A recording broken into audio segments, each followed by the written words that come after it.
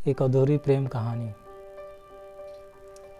एक लड़के को एक लड़की से प्यार हो गया। नहीं, सच बात तो ये है कि एक गरीब लड़के को एक अमीर घर की लड़की से प्यार हो गया। लड़की के प्यार में पागल लड़का अपने आप पर काबू ना कर सका। एक दिन उसने लड़की को प्रपोज कर दिया। सोचिए आगे क्या हुआ होगा। आपने बिल्कुल सही समझा। अमीर लड़के ने उसका मजाक उड़ाते हुए कहा, तुम्हारी पूरे महीने की कमाई और मेरे एक दिन का खर्चा एक बराबर है। इतनी ही बराबरी है हम दोनों में और बाकी सब ज़मीन और आसमान जैसा है।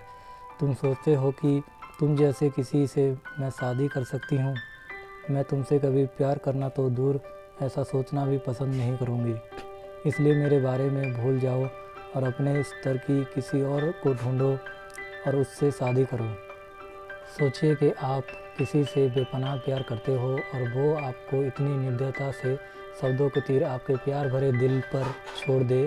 कैसी हालत होगी आपकी। बेचारा गरीब लड़का आहत होकर खून के आंसू पीकर वहाँ से सिर झुकाकर चला गया। इतनी कठोरता से ठुकराए जाने के बावजूद पता नहीं क्यों लड़का उसे कभी भी भुला नहीं पाया। शायद सच्चा प्यार ऐसा ही होता है। इस घटना को लगभग 10 साल बीत गए। एक दिन वो गरीब लड़का और अमीर लड़की गलती से एक शॉपिंग मॉल में एक दूसरे से टकरा गए। लड़की ने तुरंत उस लड़के को पहचान लिया और कहा, अरे तुमने अपने स्तर की कोई लड़की ढूंढकर उससे शादी की या नहीं? मैंने अब एक बहुत ही स्मार्ट आदमी से शादी कर ली है जिसका एक महीने की सैलरी 10 लाख रुपए है। क्या अच्छा हुआ ना मैंने तुमसे शादी नहीं की। लड़का उस लड़की की अब भी परवाह करता था। वो उसके दर्दनाक शब्दों उसने आज भी पहले की तरह भी सुनकर अपने आंसू रोक लिए और कुछ नहीं कहा। लड़की अकेली मॉल नहीं आई थी। उसका पति उन्हें बातें करते देख उनके पास आ पहुंचा।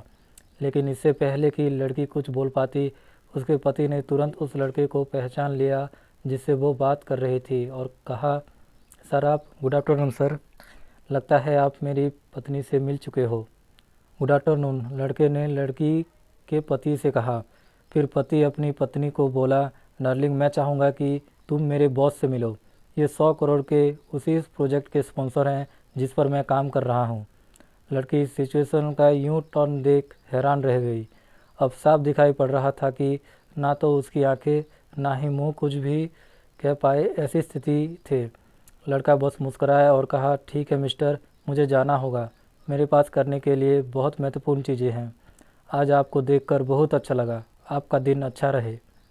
कुछ देर के लिए पति पत्नी बस उस लड़के को जाते हुए देखते ही रहे। लड़की ने झटके से उभरने की कोशिश करते हुए अपने पति से कहा, क्या वाकई में ये तुम्हारा बॉस था?